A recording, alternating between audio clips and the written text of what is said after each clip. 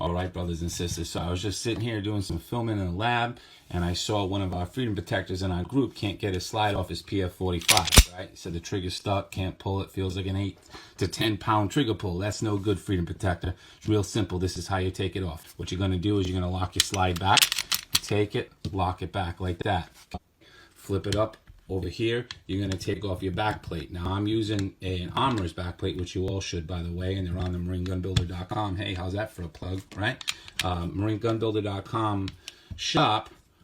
But you're going to take a tool, your Glock tool here, and you're just going to push down the sleeve on your firing pin assembly. Just push it down, and then you're going to pop off your back plate, just like that.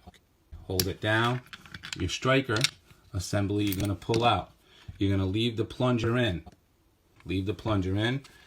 Come here. Send her back home. Then, just come back and do a regular takedown with the levers with the trigger forward.